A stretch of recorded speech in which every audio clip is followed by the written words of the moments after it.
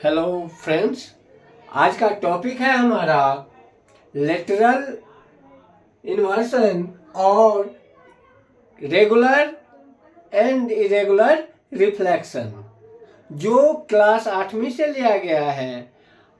ये टॉपिक ये class NCERT और सीबीएसई सिलेबस पे आधारित होता है। यदि आपने अभी तक इस चैनल को सब्सक्राइब नहीं किया है और आप 7वीं से 10वीं तक के छात्र हैं तो प्लीज़ सब्सक्राइब कर दीजिए। इस चैनल पे साइंस और मैथ से रिलेटेड टॉपिक के वीडियो रेगुलर अपलोड होते रहते हैं, जो आपके पढ़ाई में मददगार साबित हो सकते हैं। तो अब हम स्टार्ट करते हैं, लेटरल इन्वर्सन के बारे में जानने की कोशिश करते हैं। क्या होता है, किसी दर्पण के द्वारा जो प्रतिबिंब बनती है, इमेज बनती है, तो जो दायां भाग होता है वो दर्पण में प्रतिबिंब में बायां तरफ की बाईं ओर दिखता है। इस चीज को लेटरल इन्वर्सन या पार्श्व विस्थापन कहते हैं।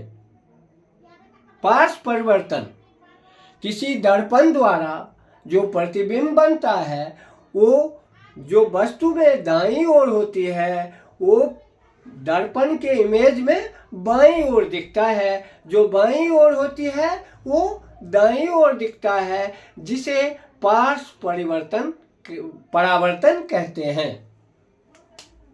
या लेटरल इन्वर्सन, किसी दर्पण द्वारा बने प्रतिबिंब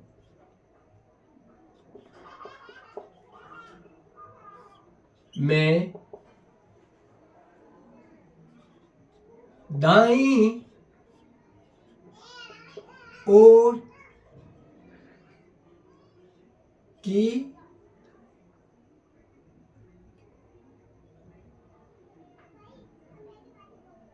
बाईं ओर दिखता है, जिसे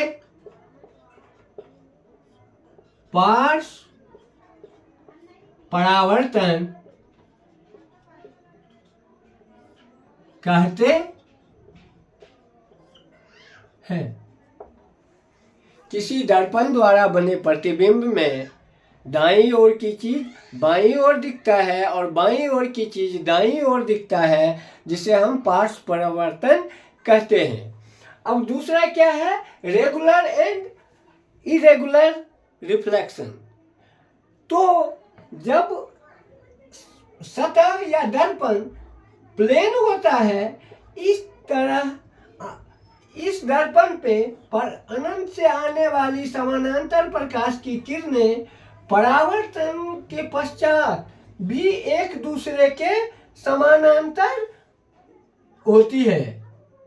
ऐसे परावर्तन को हम नियमित परावर्तन कहते हैं या रेगुलर रिफ्लेक्शन कहते हैं।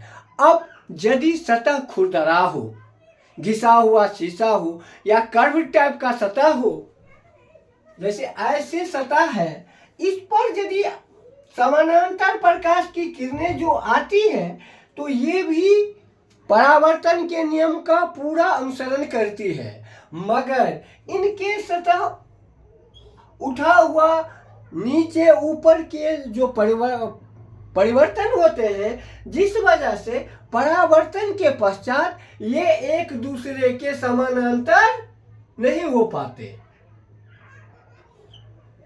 ऐसे परावर्तन को हम डिफ्यूज या इरेगुलर परावर्तन कहते हैं या अनियमित परावर्तन कहते हैं।